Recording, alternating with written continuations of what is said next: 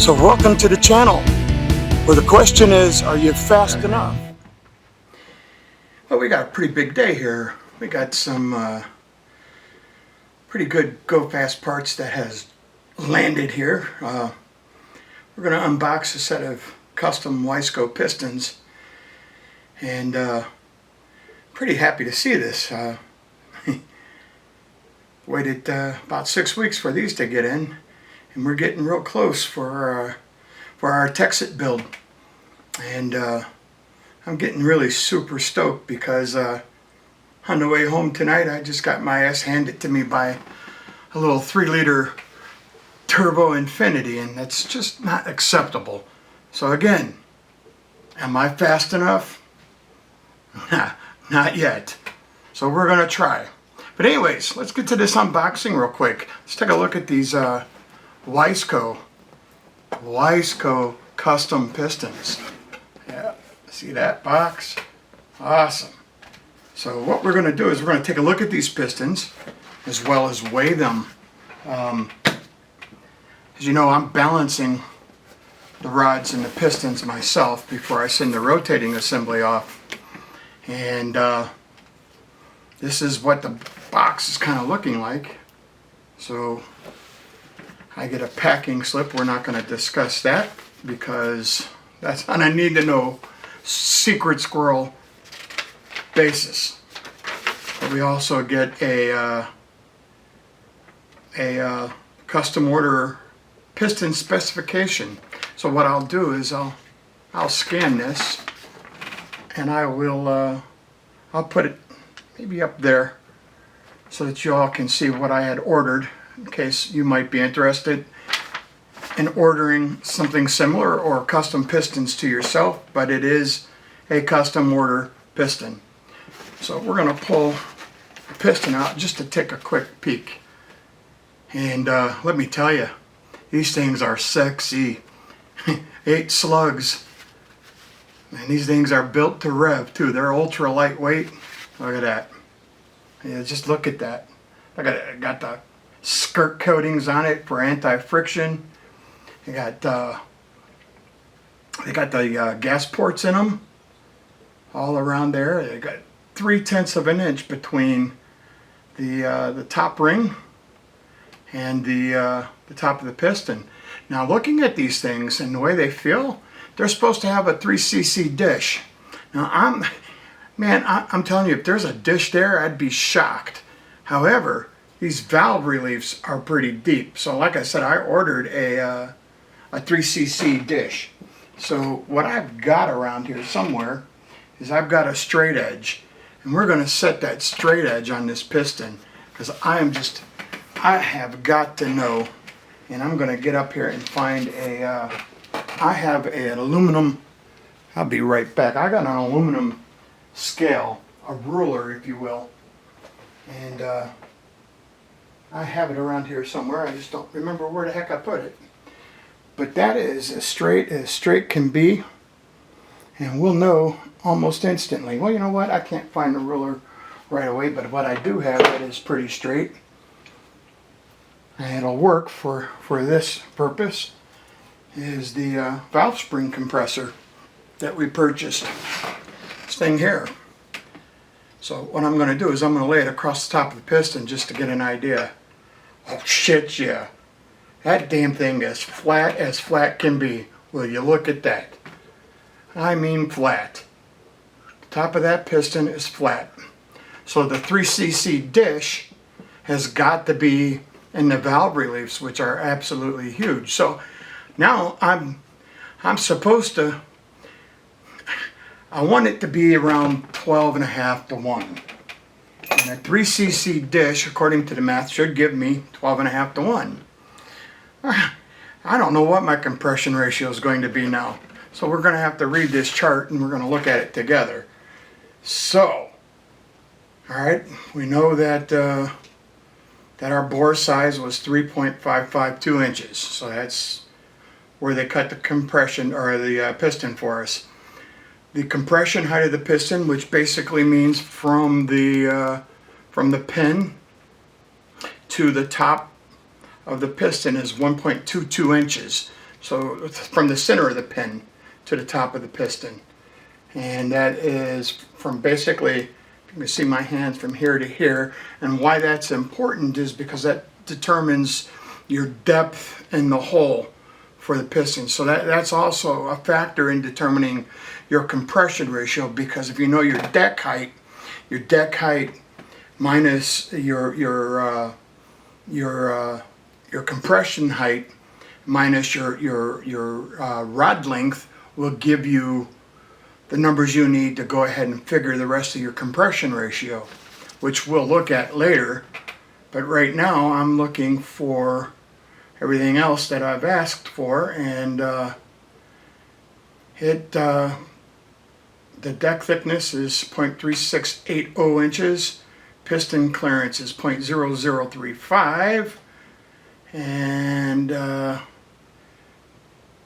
it's 2618 aluminum, which is aircraft grade, and this is forged goodness to go with those forged rods. And I'm going to show you I'll do that right now because I have it with me. I'm going to show you a stock 4.6 rod and piston out of a 4-valve, which has the dish.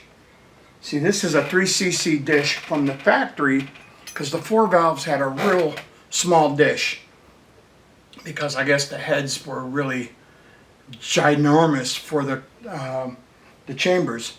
So when I put this on here, you can absolutely see where the dish is on that piston, and there is no valve reliefs. And if you look at it, you know, it's real short from here, from the top of the ring to the top of the piston. You know, and this is a cast piston, it's not forged, and you can definitely see. And same with this rod, it's a cast rod, and it's also basically, you know, it's a stock piece. It's not going to handle the abuse, but I mean, we still have the piston rings. So the story behind this and why it looks so new is because it is. I bought a 1998 brand new 4.6 4-valve Texas block that was supposed to go into a Lincoln town car, or not a town car, but a Lincoln Mark 8. And it had B heads, so finding the proper heads or the proper intakes to make the 4-valve heads work is just a nightmare. So I come across these heads, and my buddy Steve, who is now a buddy, I'm gonna call him a buddy because the guy straight up, who decked these heads and ported them for me. My heads at 650 flow 224, and even though my cam is 583 lift, I'm still flowing a lot of air for a measly 2-valve head. And with these pistons, man, we're going to be definitely above 12 to 1. But you know, the plan is to run E85 and maybe throw some nitrous at it, or if I can make it work, I might throw 6 to 8 pounds at it. But while I got this slug here, I'm going to use my LaChoy scale here. I'm going to zero it out, and we're going to weigh our piston. And I don't know if you'll be able to see it from there, but I'm going to turn it around and face me. Okay, so that piston weighs 374.74 grams. And I'm going to call this piston, because it was the first one I took out of the box, I'm going to call it number 1. And I'm going to take my handy dandy marker, number 1. And I'm also going to put the weight on it so that I know when I'm balancing it and matching pieces, parts to get my weights even. And the goal is to be light and everything equal so that I don't vibrate. Keep in mind, my goal is to shift this motor at 7,800 RPM. I mean, the cam has got a lot of overlap. When I started putting parts together, I didn't just go to the shop and get the biggest cam. I knew that I wanted high compression.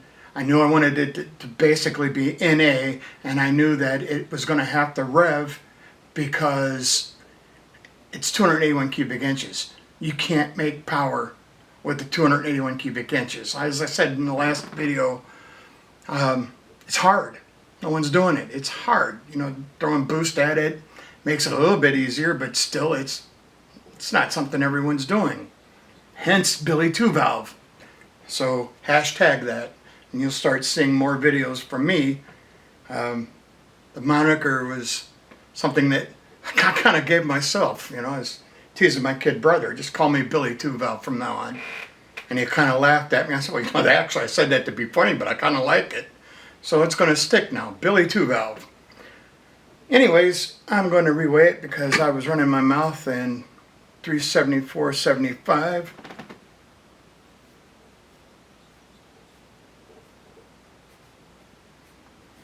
And I'm going to put that back in. And just for shits and giggles, we're going to weigh the cast stuff, so we know what the cast stuff weighs. Oh, and the cast stuff weighs more than the scale can handle, apparently. Yep, I can't weigh the cast stuff because it's heavier than the scale can handle. So that's sad. So I know it's over 1,100 grams then. So this is 374, and we're gonna stick this back in its handy dandy little styrofoam wrapper. We got another center box here that the rings. Now let's talk about these rings real quick.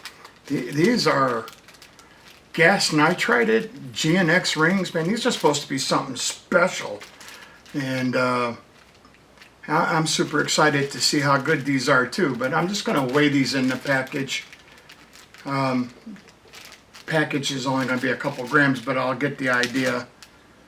That's 33 grams, and that's for all three rings, you know, compression, oil, and so on and so forth. And I'm just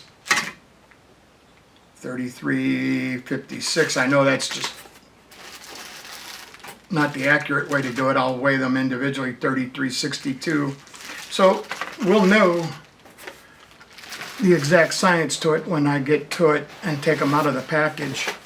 And I'll be down to tenths of grams with the accuracy. But these are the pins also. They give you a box of pins, right? Pins there. And these are full floating too. So with the rods, you know, I got me a finished rod here. These are the Boss 302 forged rods, and this one here is number 1.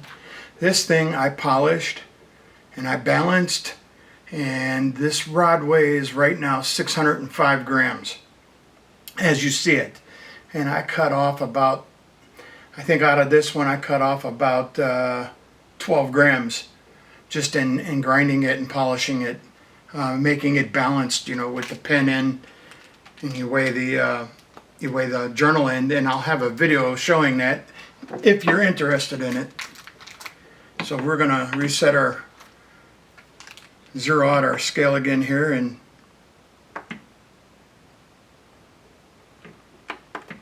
we're gonna weigh our pin, and we're gonna get a quick idea.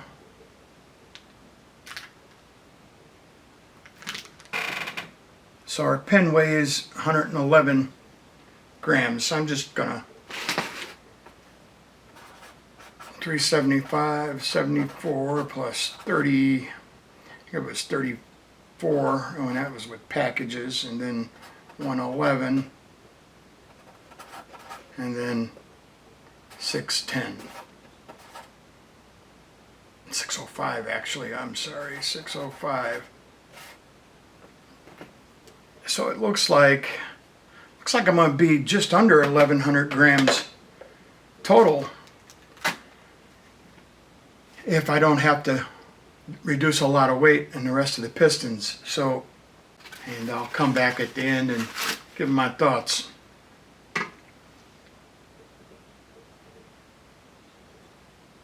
375/16.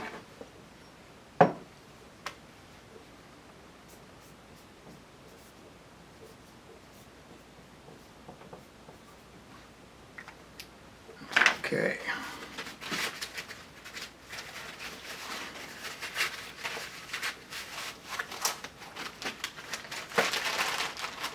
We also got our cams. And man, let me tell you, in fact, instead of doing that time lapse, I'll just talk about those cams real quick so you get an idea what that process was. We got our cams. They're a custom ground cam through Modular Head Shops, okay? They are a comp cam, but they are a custom ground Modular Head Shop comp cam.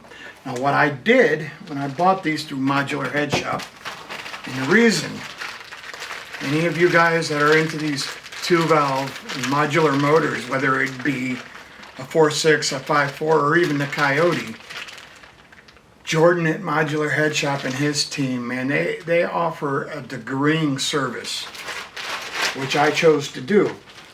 I bought the timing gears. These are an upgraded timing gear with the ARP bolts for the timing gear. And I also bought the ring gear, or I'm sorry, the crank gears, which for the 2 timing chains. They put them together, timed everything, and pinned it so they won't move. So now all I have to do is, when you look at this cam, you'll see on the end there, you should see red timing marks. So once I get the bottom end of this put together, all I have to do when I get the heads on it and I'm ready to throw these cams in, and you go through and I'll make videos showing that, adjusting the lash and everything else. But before you get to any of that, what you got to do is put your timing chains on. And this is real simple. You turn your crank to where you got the 10 o'clock position, roughly right here. So what this does is it prevents you from smashing your valves into your piston when you start setting your cam in and start tightening it down and turning it after you've got it torqued down, and putting your adjusters and keepers and followers in. So by having Modular Head Shop time these, not only did I save myself a whole lot of frustration, because that's a whole process. Understanding and knowing where those timing events occur. He's done so many of them. He has a video out showing what he does, which is why I did it, and I'll put a link up to it. But I've talked to some people, and namely, and I'm going to throw the name out because I disagree with him. All right, now he's got a respected name in the industry, and his name is Todd Warren. Todd Warren Cams, and he said to me in a forum that there are too many variables to have someone else set timing on a different motor. I'll say it again, too many variables. Okay, so I'm going to sit here and I'm going to dispute that real quick because I'm feeling a little bit argumentative. Nothing has changed, okay? Ford put this shit on an assembly line, okay? And they called it the modular motor because those assembly lines didn't have to be torn apart to produce all the different motors that were modular. The whole point of modular is that everything worked together. Having said that, each motor coming down the assembly line is spec'd out exactly the same. So that cam and that timing chain has to go on one way and one way only, and it's going to be timed right, or the motor wouldn't work. So these factory motors, I mean, shit, the motor that's in my car now, 175,000 miles. Let me repeat that. 175,000 miles. It does not blow smoke. Uses a little bit of oil because some gaskets and seals are starting to get bad. 175,000 miles. But the car just went 1391 at 100 mile an hour, just under 100 mile an hour. And that's an old motor, and it's not fast. You know, we knew it wasn't fast, which is why we got the channel name, Fast Enough. So it's a play on words. But, you know, we're going to get there, and I don't think we'll ever be fast enough. And that's the tongue-in-cheek aspect of fast enough. But in the meantime, we're just having a little bit of fun, bruise some knuckles. We may not get it right, but this is how we're doing it, and we don't claim to be experts here, but we do a whole lot of due diligence, and part of this was due diligence, and when you live in Northeast Ohio and you know a guy whose son is a big wig at Wiseco, you make that phone call. Hey bud, I'm building a motor and I'd like you to help me out here. So, you know, I had this fella spec these Pistons with me. So this is my in at Wiseco. And, you know, I'm not saying anything else about Wiseco other than the fact that I feel confident that the engineers knew exactly what I wanted. And I'm sorry about something in my ear there, but anyways, I was able to say, hey, look, this is exactly what I want. And they understood it. Now, I honestly thought that I was getting a little bit of a dish with that piston, but apparently there is no dish. And with that, I thought I'd be doing a time lapse with all these. I'll just do that off camera. You get the point. There's no sense in me wasting your time with it. You'll see it. When it's all said and done, I'll come back with another video, and we'll talk about everything after I get the rotating assembly balanced, and we'll put the long block together, or I'm sorry, the short block. We'll assemble that, and then all we'll have to do is get some fasteners for the heads, and you know, we're one step closer. So my tentative deadline or goal is I'd like to have the motor ready to put in the car by the end of June. I'm hoping, but with that, I've still got to acquire the ECU. We will be tuning with flex fuel and putting it on E85 because, you know, 93 and anything near 12-to-1 just scares the living shit out of me. Even though some say I have enough headroom with dynamic, and this is a great buzzword because it's something new to me, dynamic compression, and that's based on where the timing events, the valves give you a compression ratio that makes it more manageable before it starts glowing your pistons, you know, knocking and so on and so forth. And I'm just going to avoid all that altogether and say, look, we're going to run E85 until it's time to put the car away, which is why we're going flex fuel. And then that last tank of fuel, I'll put in, you know, 5 gallons of 93 to store it over the winter. That way I can blend E85 on a tank and then run it dry, and then we're back with the program. And, you know, my goal is 400 wheel horse, naturally aspirated. And I don't know that I'm going to achieve that. That is the goal. I do know that, you know, right now, according to that 1391 pass, that's roughly 285 to 300 wheel horse based on the weight of the car and my weight in the car. So I'm thinking a whole nother 100 horse, and revving that high, this car ought to be really, really, really fun and snappy. And speaking of snappy, we're also putting a 12-pound flywheel in it, super lightweight, and with these lightweight rods, throttle response should be like right now, and it ought to sound pretty horrible, and that's a good thing. horrible is something I borrowed from Mr. Neil Vance, who I got away and saw this weekend for a brief second, but I did get to see him, and at some point we're going to interview Neil Vance, you know, a Cleveland legend, but we're going to get it done, that I can guarantee. But in the meantime, that's it. We're going to wrap it up. You're going to see that logo that I'm really proud of, that Fast Enuff logo. Yeah, I worked hard on that. So, adios. Thanks for watching.